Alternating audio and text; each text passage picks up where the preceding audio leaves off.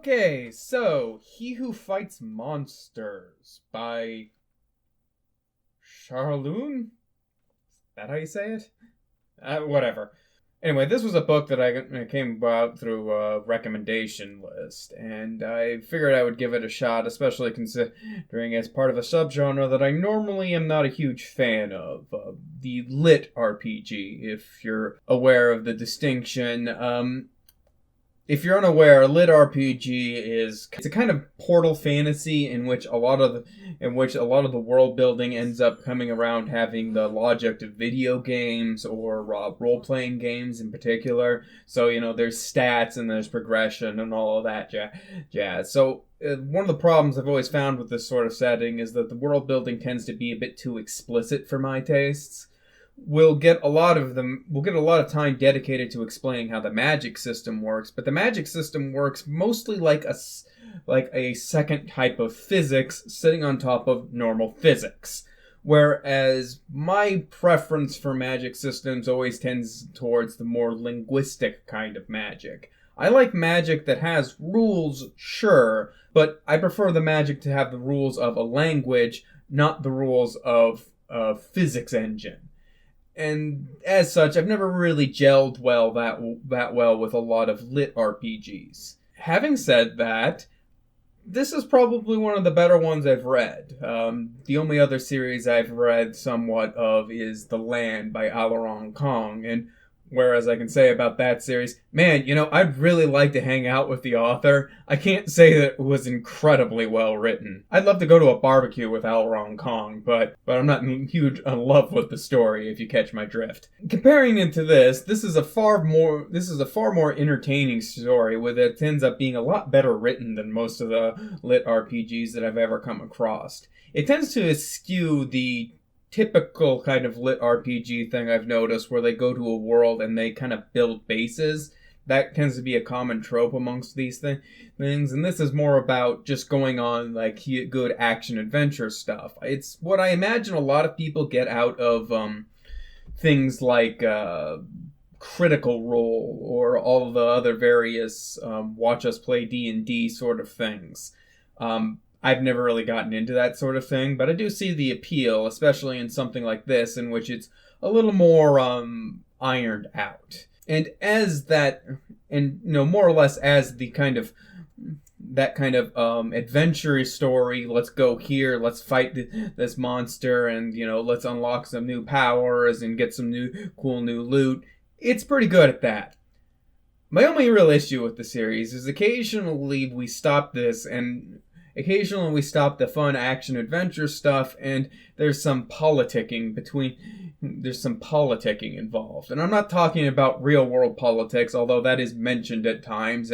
But when I say politics, I mean the politics of the fantasy world and the politics of the world of this world in general. The king character, sometimes the writer likes to stop and try and make the things kind of a political drama, like the head of the adventure society versus corruption, but turns out it's some other twist here, and the leader of the magic society is actually super corrupt, and yada yada yada, and navigating those fields. That's a lot less interesting than the actual adventuring stuff. The problem I'm finding with it is it's almost like it's political t-ball. Everything feels like it's basically set up for our main character to knock the ball out of the park, rather than actually deal with sort of political setbacks and things of that nature. It feels more like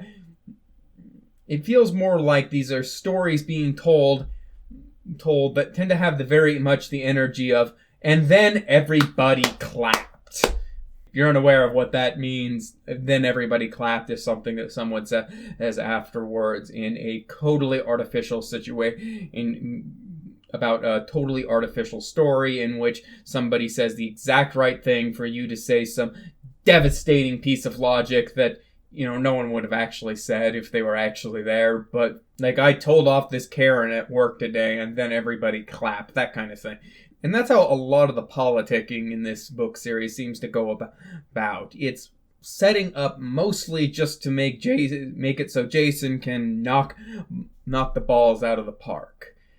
So that would be my major issue with this series. It's a fun adventure in like watching somebody play D&D. It's not going to light the world on fire in any sort of meaningful way. But occasionally it stops to do some politicking, and that stuff's just a lot less interesting.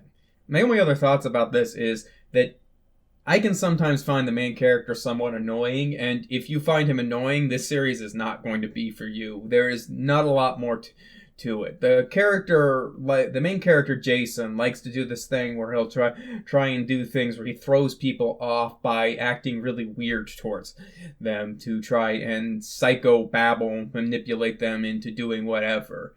The main problem I have with that sort of thing is we have yet to come across anyone in the story so far that can counter that meaningfully. And it's really weird because this is kind of not a hard thing to counter. Whenever somebody tries these weird psycho-babble tricks on you, the best thing you can usually do is just sort of accept what they say and then add something onto that. It's improv rules. It's really not that hard. You should... And, if you've watched most of my channel, you should probably you should probably know somebody who would be pretty good at that. Having somebody just accept whatever having somebody who would just be willing to accept whatever Jason says and then add to that would throw him off his game and give him a challenge in social situations, as well as show people how to deal with people like that. I don't know, that's just like the only other thing I can say. The main character can be somewhat annoying, especially considering it's in that how the social situations tend to be written. They tend to be written so he always knocks it out of the park. So would I recommend this book series? Do you want some fun adventure and you don't mind a little bit of cringy politicking? Sure. Though, if you're a super progressive type, you might just enjoy it unironically as a kind of pride porn. But where I'm standing, it's a fun adventure that I can ignore the less good parts to just sort of enjoy the fun adventure.